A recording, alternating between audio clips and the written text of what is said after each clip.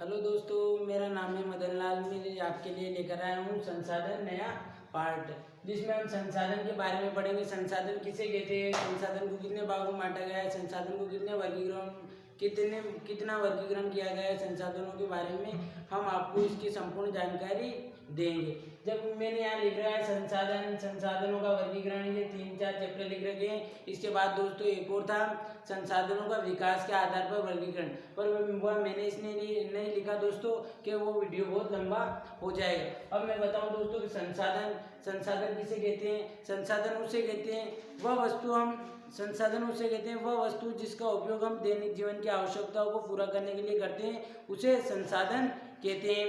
जैसे कि एक डस्टर संसाधन हो गया, जैसे ये बोर्ड संसाधन हो गया, व्हाइट बोर्ड। उसके बाद जैसे मार्कर, ये भी क्या हो गया दोस्तों, एक संसाधन हो गया। तो संसाधन की डेफिनेशन सिंपल से मैं बता दूं आपको कि संसाधन क्या है। संसाधन वह प्रत्येक वस्तु जिसका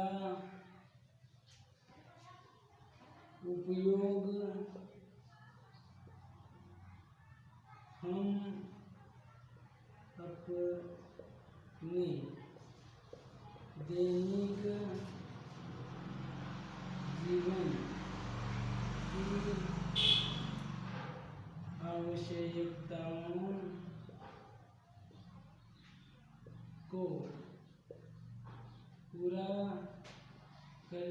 आवश्यकताओं को पूरा करने के लिए करते हैं, उसे संसाधन कहा जाता है दोस्तों। तो दोस्तों संसाधन किसे कहते हैं कि संसाधन वह प्रत्येक वस्तु जिसका उपयोग हम अपने दैनिक जीवन की आवश्यकता को पूरा करने के लिए करते हैं, वह संसाधन कहलाती है दोस्तों। जैसे आप इसकी ये लिख लेना, इसकी डेफिनेशन बहुत काम की चीज़ है कि संसाधन किसे कहते हैं। तो संसाधन उसे कहते हैं दोस्तों वह प्रत्येक वस्तु जिसका उपयोग हम अपने दैनिक जीवन की आवश्यकताओं को पूरा करने के लिए करते हैं ना दोस्तों, वह संसाधन कहलाती है। संसाधनों का वर्गीकरण, संसाधन आप भी समझ में आ गया। जैसे दोस्तों मैं इस पेन का इस्तेमाल कर रहा हूँ, तो ये क्या हो गई, एक प्रकार की संसाधन हो गई। जैसे मैं इस व्हाइट बोर्ड का इस्तेमाल कर रहा हूँ दोस्तों, तो ये क्या हो गया, एक प्रकार का संसाधन हो गया। जैसे हम दैनिक जीवन में जैसे हम बाइक चलाते हैं, उसके बाद हम टीवी देखते हैं, पानी पीते हैं, खाना खाते हैं, ये सभी क्या हो गए दोस्तों, हमारे एक प्रकार के संसाधन। जैसे उदाहरण से कोई पूछे आप, तो आप लिख दोगे जैसे उदाहरण पूछे, जैसे कोई पूछे कि जैसे संसाधन जैसे, तो हम बता देंगे पेन, उसके बाद किताब है ना, उसके बाद बोर्ड भी लिख सकते हैं, बोर्ड लिख दो दोस्तों। उसके बाद बोर्ड लिख सकते हैं, बाइक लिख सकते हैं, पेंसिल लिख सकते हैं। ये क्या है दोस्तों, सभी एक प्रकार के संसाधन जिनका उपयोग हम अपने दैनिक जीवन की आवश्यकता को पूरा करने के लिए करते हैं, इसलिए क्या है दोस्तों, ये सब एक संसाधन है। अब संसाधनों का वर्गीकरण दोस्तों कि संसाधन कितने प्रकार के होते हैं।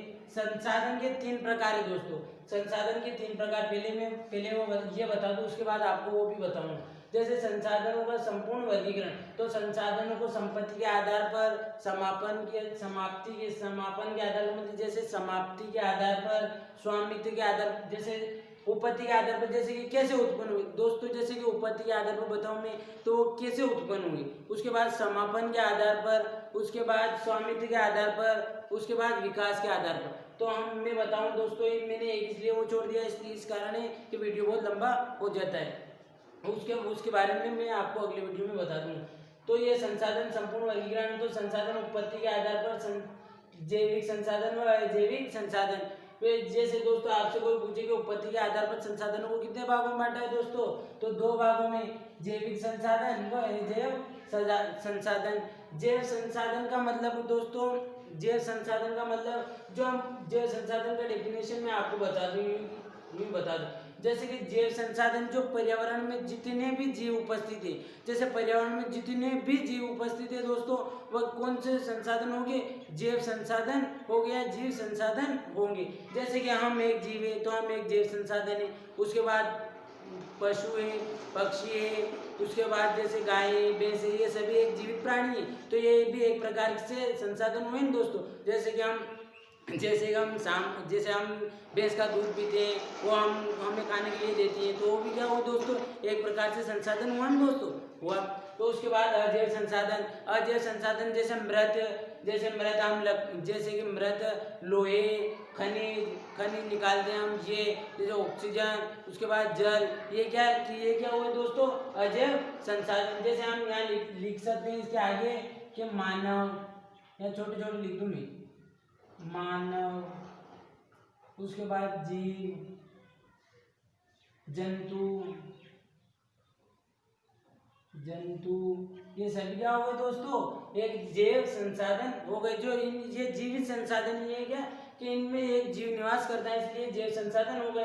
अजैव संसाधन जैसे मृत, जैसे पानी हो गया, पानी लिख सकते हैं दोस्तों हम, पानी आ जाएगा इसके अंदर, भूमि आ जाएगी दोस्तों इसके अंदर, भूमि के बाद इसमें जल आ जाएगा दोस्तों इसके अंदर। ये क्या है दोस्तों, ये सब अजैव संसाधन। इनमें क्या है दोस्तों कि इनमें जीवन नहीं है, ये मृत हैं। उसके बाद समापन के आधार पर नवीनीकरण व अनवीनीकरण, ये दोस्तों मैं बताऊंगा स्पेशल, क्योंकि ये उस 8वीं बुक में दिया गया है। और हम 8वीं वाले बच्चे अब क्या हो रहा है दोस्तों, लॉकडाउन चल रहा है, तो 8वीं वाले बच्चे कहीं पढ़ने नहीं जा रहे हैं। जैसे कोई बड़ा क्लास वाला स्टडी कर सकता है, पर छोटे बच्चों के लिए स्पेशल जैसे ये नवीनीकरण और अनवीनीकरण के बारे में पूरा विस्तार से बताऊंगा मैं, सभी के बारे में विस्तार से सभी के बारे में बताऊंगा। जैसे समापन के आधार पर जैसे समाप्ति के आधार पर, क्या दोस्तों, समाप्ति के आधार पर क्या दोस्तों, समाप्ति के आधार पर जैसे मैं कहूँ आपको दोस्तों कि जैसे ये पेन है, तो इस पेन की इंक एक टाइम पे तो कभी खत्म होगी ना दोस्तों, होगी। हमने इसमें इंक डाली, तो इंक हम जो इस पे प्रयोग कर रहे हैं, लिख रहे हैं, तो एक टाइम ऐसा आएगा ये इंक क्या हो जाएगी दोस्तों, इस पेन में से समाप्त हो जाएगी दोस्तों। तो जैसे ये एक टाइम पे समाप्त हो जाएगी, और फिर हम इसको दोबारा अंदर डाल देंगे। तो समाप्ति के आधार पर संसाधनों को 2 भागों में बांटा गया है। कितने भागों में बांटा गया है दोस्तों, 2 भागों में। नवीकरणीय संसाधन,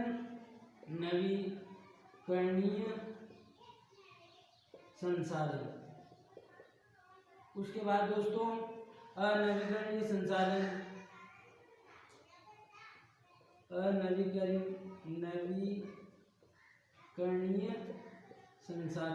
ये समाप्ति के आधार पर दोस्तों संसाधनों को 2 भागों में बांटा जाता है। समाप्ति का आधार जैसे कि कभी तो खत्म होगी, कभी तो इसका हम पुनर्निर्माण करेंगे, कभी तो ये बनाएंगे, ये कभी खत्म होगी, ये प्रक्रिया चलती है ना दोस्तों। तो अब मैं एक के बारे में बताऊं, उनके बारे में डेफिनेशन बताऊं मैं आपको कि नवीकरणीय संसाधन किसे कहते हैं,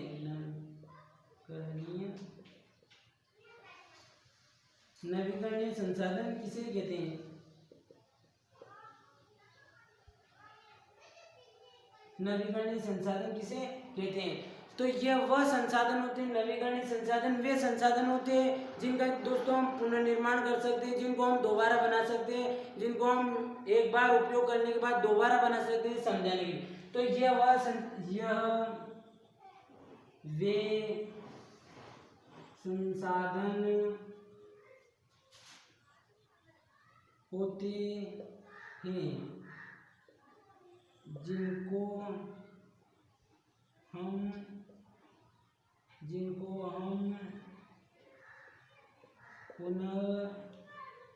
पुनर्निर्माण कर सकते हैं या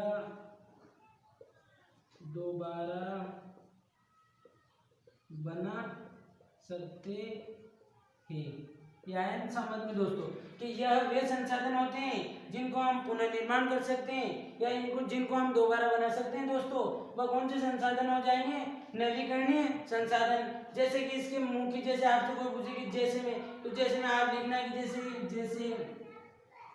जैसे दोस्तों, तो ये जैसे कि हम पानी क्या है कि एक चक्र चलता है, जल चक्र होता है वो, तो ये कि पानी आएगा, फिर बाद पानी आएगा नाले में जाएगा, नाले से नदी में जाएगा, नदी से समुद्र में जाएगा, समुद्र में फिर वाष्पीकरण होगा दोस्तों, और वाष्पीकरण से फिर बदल बनेंगे और ये प्रक्रिया चलती जाएगी। तो क्या है कि पानी हमें एक बार उपयोग करने के बाद दोस्तों, प्रयोग करने के बाद हम उसका वह दोबारा आ जाएगा पृथ्वी पर।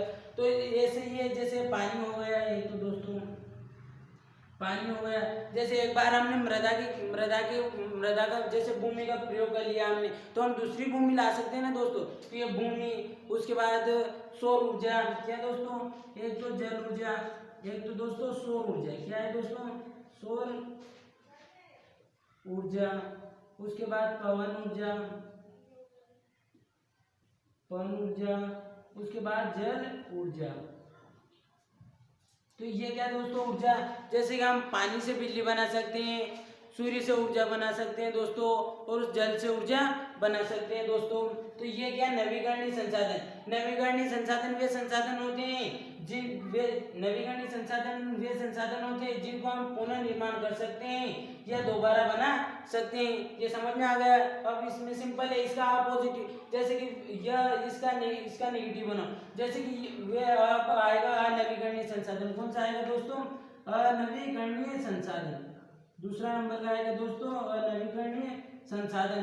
तो ये जैसे कि यह वे संसाधन होते हैं, जैसे नवीकरणीय संसाधन, तो वे संसाधन होते हैं जिनका हम पुनर्निर्माण कर सकते हैं या दोबारा बना सकते हैं। जैसे सौर ऊर्जा हम दिन सुबह होगा और सोलर पैनल से फिर ऊर्जा बनेगी, फिर विद्युत बना लेंगे और रात को प्रयोग कर लेंगे, फिर सुबह सूर्य आएगा फिर बना लेंगे। ऐसे नदी से पानी बहता रहेगा और हम ऊर्जा बनाते रहेंगे, ऐसे हवा चलती रहेगी और हम ऊर्जा बनाएंगे और खपत करते रहेंगे, जिनका हम पुनर्निर्माण करते रहेंगे, और वो क्या दोस्तों बनती रहेगी। यहाँ तक आपकी समझ में आ गया होगा दोस्तों, मैं आशा करता हूँ।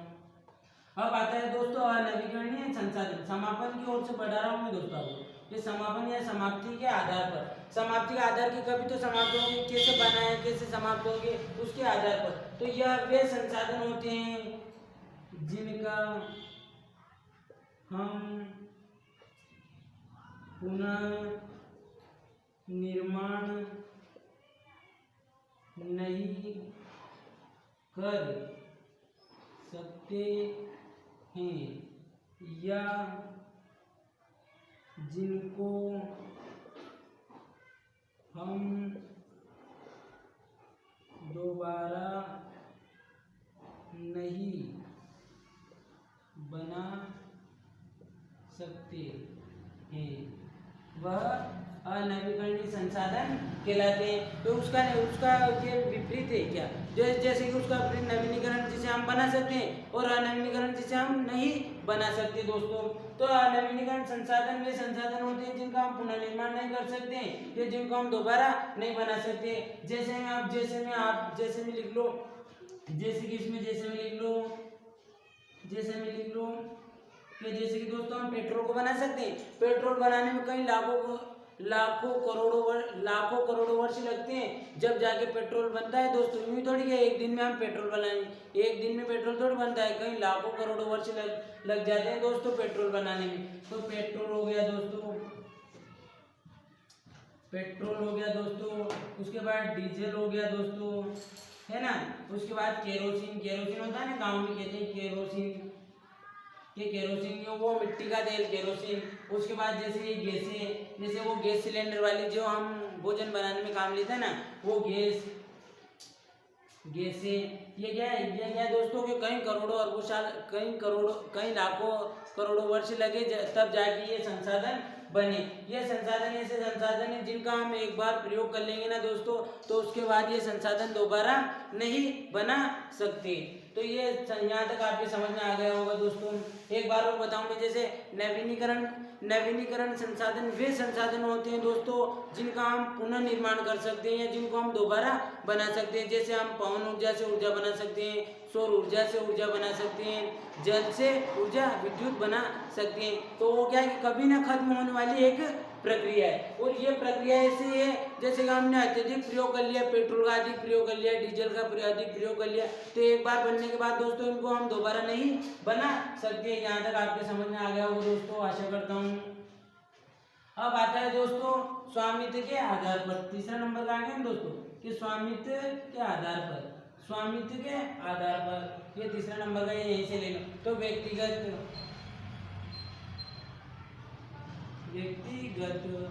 नंबर एक इसका ले लें, नंबर एक, ये पॉइंट डाल दें।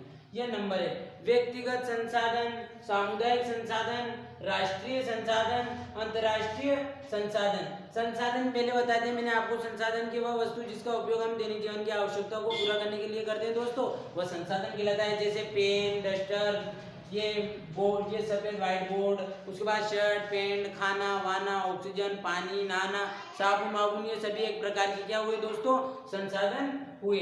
अब व्यक्तिगत संसाधन, व्यक्तिगत संसाधन,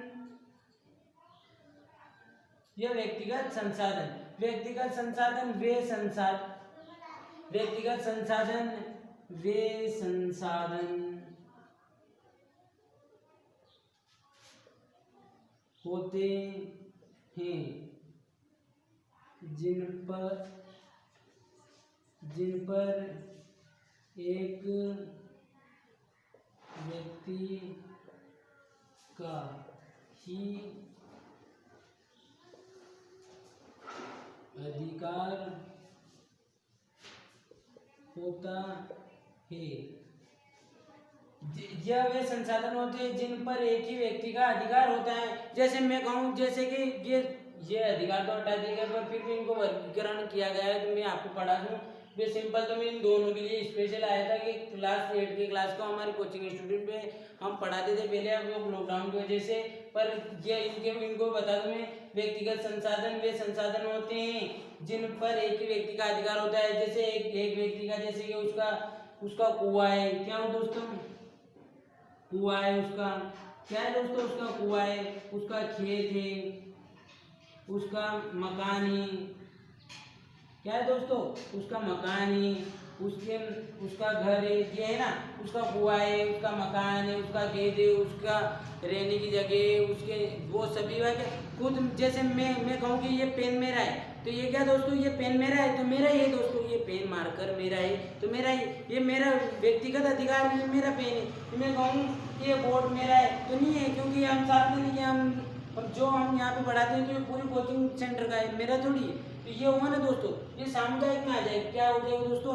कि जो सभी ने मिलकर लिया हो ना, तो सामुदायिक में आ जाएगा। और मैंने खुद ने लिया हो ना, तो जैसे कि ये कुआं मैंने खुद ने बनवाया तो मेरा, खेत मैंने पैसे से लिया तो मेरा, मकान मैंने बनवाया तो मेरा। यहाँ तक आपके समझ में आ गया होगा दोस्तों।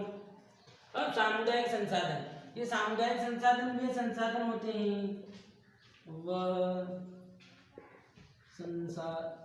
संसाधन होते हैं जिन पर संपूर्ण समाज का अधिकार होता है। जैसे दोस्तों जैसे दूसरा नंबर का लिया ना सामुदायिक संसाधन, कौन सा लिया दोस्तों, सामुदायिक संसाधन। ये दूसरा नंबर का लिया ना दोस्तों मैंने, सामुदायिक संसाधन, ये दूसरा नंबर का लिया दोस्तों मैंने, सामुदायिक संसाधन। तो सामुदायिक संसाधन वे संसाधन होते हैं जिनका संपूर्ण समाज का अधिकार होता है। संपूर्ण समाज का, जैसे मैं कहूँ क्या हमारे गांव में एक धर्मशाला है, तो उसमें पूरा गांव वालों का अधिकार है ना दोस्तों, तो वो सामुदायिक हो गए। जैसे मैं कहूँ कि हमारे गांव में एक मंदिर बनाया, तो वो मंदिर है, तो वो पूरा समाज का है ना दोस्तों, पूरे समाज वालों ने मिलकर बनाया। मैं कहूँ कि हमारे गांव में एक तालाब है, हमारे गांव में एक जंगल है, तो पूरे गांव वाला का, और जितने गांव वाले उसके आसपास रहते हैं, वो पानी और वो तालाब वाला उन सबका अधिकार है ना, तो वो किस श्रेणी में आ जाएंगे दोस्तों, सामुदायिक संसाधन की श्रेणी में आ जाएंगे दोस्तों। अब राष्ट्रीय संसाधन, थर्ड राष्ट्रीय संसाधन। अब आ जाता है तीसरे नंबर का दोस्तों, राष्ट्रीय संसाधन। राष्ट्रीय संसाधन वे संसाधन होते हैं जिस पर राष्ट्र का अधिकार होता है। जैसे हमारे देश का राष्ट्र का अधिकार होता है, यह वे संसाधन होते हैं जिन पर जिन पर राष्ट्र या देश का अधिकार होता है ना दोस्तों, समझ में आ गया ना आपको बात कि यह वह संसाधन होते हैं जिन पर राष्ट्र या देश का अधिकार होता है। जैसे मैं कहूँ कि हमारे देश की सड़कें, हमारे देश के ट्रेन की, जैसे हमारे देश की सड़कें, हमारे देश का खेल मैदान, हमारे देश का जितने बड़े बड़े, जैसे हमारे देश की मिलें, फैक्ट्रियाँ, यूँ तो एक जैसे कि यूँ कोई व्यक्ति यूँ नहीं कह सकता कि ये कुआं मेरा है, ये देश का है, ये पूरा देश का है, ये खेत मेरा है, ये पूरा देश का है। जैसे हमारे एक संविधान में पहले संपत्ति का अधिकार था, तो 1978 में दोस्तों क्या हुआ, 44वें संविधान संशोधन, कौन सा दोस्तों, 44वें संविधान संशोधन, 44वें संविधान संशोधन 1978 के तहत दोस्तों संपत्ति के अधिकार को हटा दिया गया और राष्ट्रीय संपत्ति या राष्ट्रीय संपदा के तौर पर इसे ले लिया गया। जैसे पहले कोई व्यक्ति था, जैसे कोई किसी के पास ज्यादा संपत्ति है तो वो कहेगा ही नहीं, ये सड़क उसके घर के पास से जा रही है तो वो बोलेगा दोस्तों कि नहीं ये तो मेरा अधिकार है, मेरे इधर से जा रही है और मेरा स्वामित्व है, मैंने पैसे देकर इस स्थान को खरीदे था। तो इसलिए वो सरकार ने इसे स्वामित्व का अधिकार 44वें संविधान संशोधन 1978 में से संविधान संशोधन करके इसे संपत्ति के अधिकार को हटा दिया गया। पहले हमारे जैसे हमारा वो मूल अधिकार है 6, पहले ये संपत्ति का अधिकार स्पेशल था, तो पहले कितने थे दोस्तों, 7 थे। उनको वो भी याद होनी चाहिए दोस्तों। हमें हम पढ़ाई कर रहे हैं, जो पढ़ रहे हैं उनको हर चीज याद होनी चाहिए दोस्तों। नहीं पूरी संपूर्ण जानकारी नहीं हो तो थोड़ी सी इतनी सी तो याद होनी चाहिए दोस्तों। या हम कहेंगे नहीं कि जैसे कि कोई हमें पढ़ाता है तो हम कहें कि इसको तो इतना याद है, उसको इतना याद है, हमारे क्लास का वो छोरा टॉपर है, हमारे क्लास का, अरे तो हमें तो उसका पूरा ही याद नहीं है, संपूर्ण याद नहीं है, तो हमें सारा 70% तो याद होना चाहिए उसका, तभी तो हम उस कक्षा में पढ़ने लायक। नहीं तो हम बोल देंगे नहीं पढ़ने दो, हमारे बाप का क्या जा रहा है, वो फर्स्ट आएगा तो आ जाएगा, तो हम क्या करने जा रहे हैं फिर क्लास में, हम ऐसे ही रह जाएं, पढ़ो मत, फिर नहीं तो पढ़ के क्या करेंगे। यहाँ तक कि आप समझ में आ गया होगा, राष्ट्रीय व्यक्तिगत समझ में आ ही गया होगा आपके दोस्तों। और जो आपकी जो जैसे कि मैंने आपको पढ़ाया दोस्तों, इसमें से जो आपको समझ में नहीं आए ना तो वो कमेंट में लिख देना, तो मैं क्या करूँगा दोस्तों उनको फिर दोबारा यहाँ लिख के ही बताऊँगा, आपको फिर पूरी डेफिनेशन लिखवा दूंगा, उसके बाद पूरा समझा दूंगा। इनकी 2 की लिखा है और सभी की लिखवा दी मेरी। अंतर्राष्ट्रीय संसाधन 4th नंबर का आ गया दोस्तों, अंतर्राष्ट्रीय संसाधन, अंतर्राष्ट्रीय संसाधन यह वे संसाधन होते हैं जिन पर संपूर्ण विश्व का अधिकार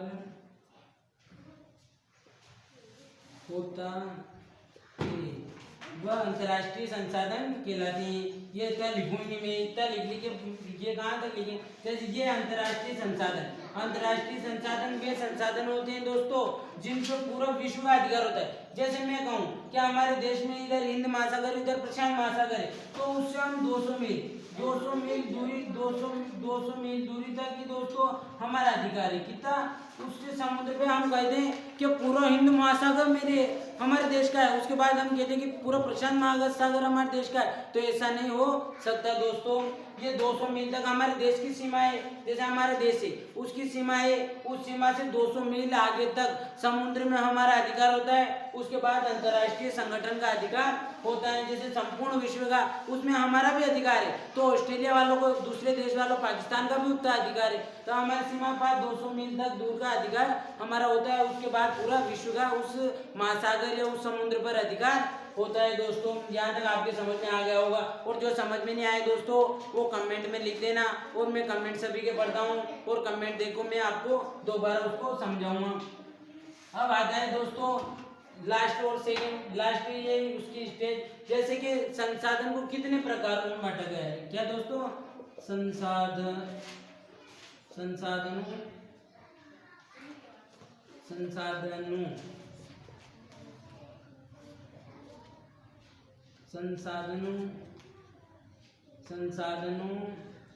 को कितने प्रकार में बांटा जाता है। तो दोस्तों संसाधनों को 3 प्रकार में बांटा जाता है। कितने प्रकारों में बांटा जाता है दोस्तों? संसाधनों को 3 प्रकारों में बांटा जाता है। एक तो हुआ प्राकृतिक संसाधन। कौन से हुए दोस्तों? प्राकृतिक संसाधन। क्या हुए दोस्तों? प्राकृतिक संसाधन। अब हुए एक मानव संसाधन। क्या दोस्तों? मानव संसाधन। ये संसाधन में शॉर्ट में लिख दूं जो वीडियो लंबा नहीं होगा। उसके बाद मानव निर्मित संसाधन। मानव निर्मित संसाधन ये है ना दोस्तों, इन सब के बारे में बताऊंगा। ये संसाधन को संपूर्ण वर्गीकरण 4 भागों में बांटा गया है दोस्तों।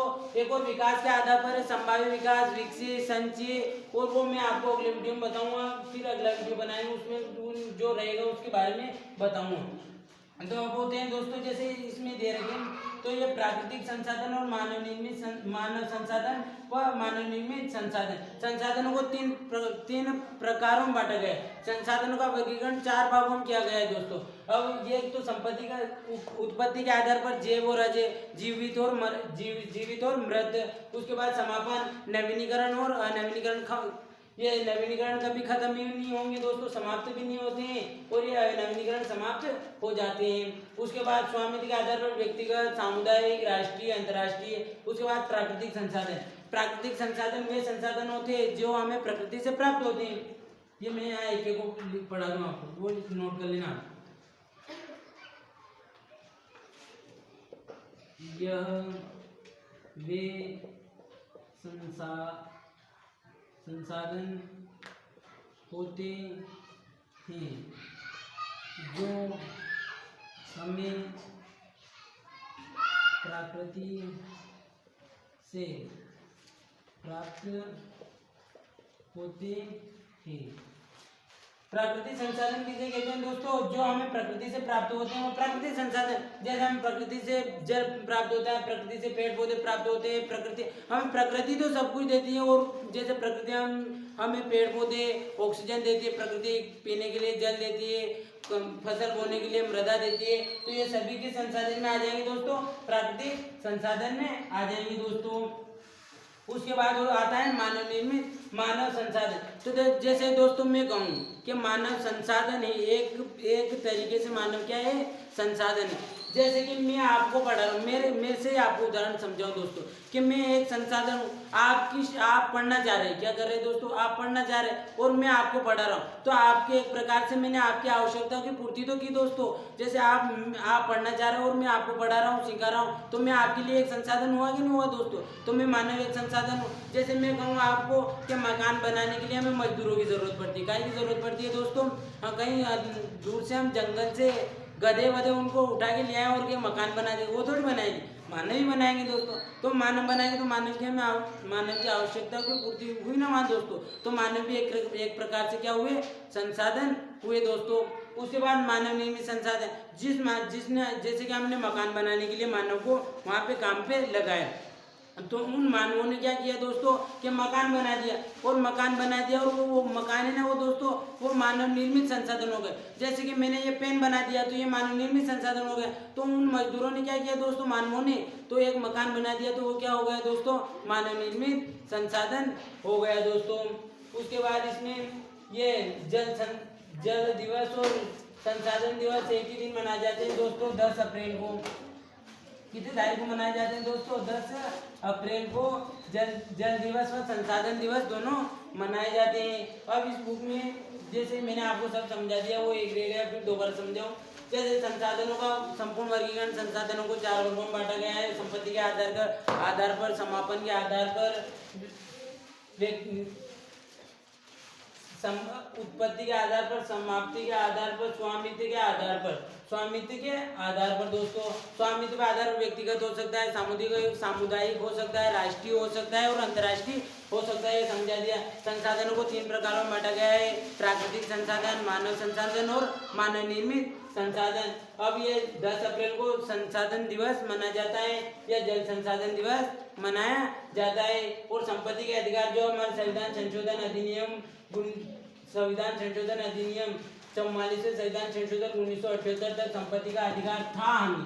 था का मतलब दोस्तों 1978 तक मैं कह सकता था कि जैसे मेरे खेत के पास से मैंने भूमि ली और मेरे खेत के पास से सड़क जा रही है, क्या हो रही है दोस्तों, सड़क जा रही है, रास्ता जा रहा है, तो मैं यूं कहूँगा कि नहीं ये मेरे बाप की है, मेरे पिताजी की है, आपका इस पर कोई अधिकार नहीं है। पर अब क्या दोस्तों कि उस पर राष्ट्र का अधिकार है, राष्ट्र का यानी कि हमारे देश का अधिकार है। हमारा देश चाहे तो हमारे खेत में आके पेट्रोल पंप लगवा सकता है, हमारे देश के हमारे खेत के नीचे जैसे हमारे खेत के नीचे से खनिज निकल जाए, सोना निकल जाए, तो दोस्तों उस पर किसका अधिकार होगा दोस्तों, राष्ट्र का अधिकार होगा। किसका होगा दोस्तों, राष्ट्र का अधिकार होगा। राष्ट्र का मतलब होता है दोस्तों देश का। देश जिस देश में हम रहते हैं, हम भारत में रहते हैं दोस्तों, ये आप सभी को मालूम होगा। तो ये जैसे हमारे खेत के नीचे से चलो सोना निकल गया, तो वो सोना पे किसका अधिकार होगा दोस्तों, राष्ट्रीय हमारे देश का अधिकार होगा। हम यूँ थोड़ी कह सकते नहीं मेरी भूमि के नीचे से निकला तो मेरा अधिकार नहीं, ये संपत्ति का अधिकार था। पहले हमें अच्छे अधिकार थे, संविधान ने दिए थे, पर ये 44वें संविधान संशोधन 1978 में संविधान स्वामित्व का अधिकार को हटा दिया गया दोस्तों। अब एक और इसमें आता है जिसे इनकी बुक में दे रखा है कि सतत पोषणीय विकास क्या है, क्या दोस्तों, सतत